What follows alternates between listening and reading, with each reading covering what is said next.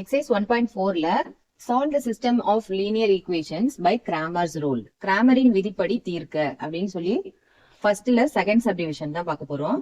அதுல என்ன செஞ்சிருக்காங்க, ரெண்டு ஈக்குவேஷன்ஸ் கொடுத்திருக்காங்க. எப்பவுமே நம்மளுக்கு ஈக்குவேஷன்ஸ்ல நம்ம இந்த எக்ஸ் ஒய் டேர்ம்ஸ்ல என்ன இருக்கணும் அப்படின்னா நியூமரேட்டர்ல இருக்கணும்.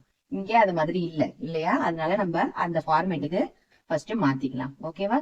Let capital X is equal to 1/x எழுதிக்கலாம். அப்ப இந்த ஈக்குவேஷன் எப்படி மாறும்? 3x plus 2y equal to 12. இந்த ஈக்குவேஷன் எப்படி மாறும்? 2x plus 3y equal to 13.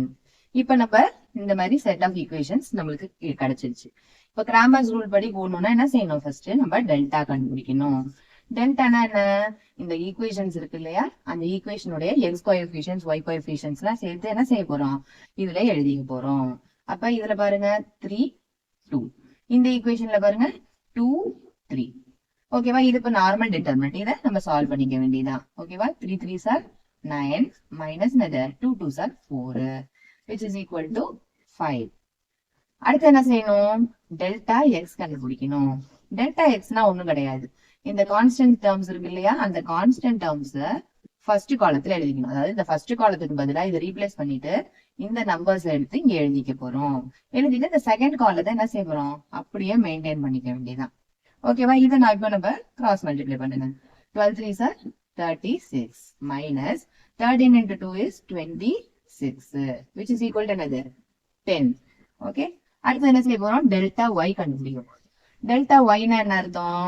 இந்த ஃபர்ஸ்ட் காலத்துக்கு பதிலா கான்ஸ்டன்ஸ் மாத்தணும் இல்லையா, இப்ப என்ன செய்ய போறோம்? செகண்ட் காலத்துக்கு பதிலா நம்ம கான்ஸ்டன்ஸா மாத்திக்க போறோம். ஃபர்ஸ்ட் காலத்துல அங்க ஏற்கனவே என்ன இருக்கோ அதை அப்படியே மெயின்டைன் பண்ணிக்கோங்க. ஓகேவா? இப்ப கிராஸ் மல்டிப்ளை பண்ணுங்க. 13 3s are 39 minus 2 12s are என்னது? 24. அப்ப ஆன்சர் என்னது? 15.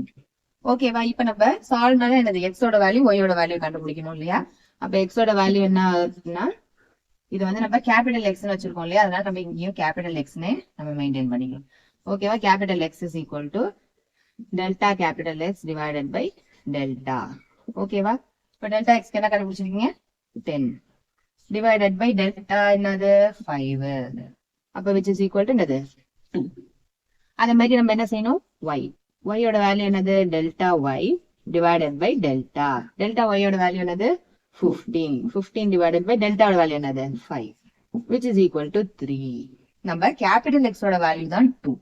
நம்ம ஸ்மால் எக்ஸ் வேல்யூ என்ன செய்யணும்? x is equal to 1/xங்கிறதுல சப்ஸ்டிட்யூட் பண்ணி என்ன செஞ்சுக்கணும்?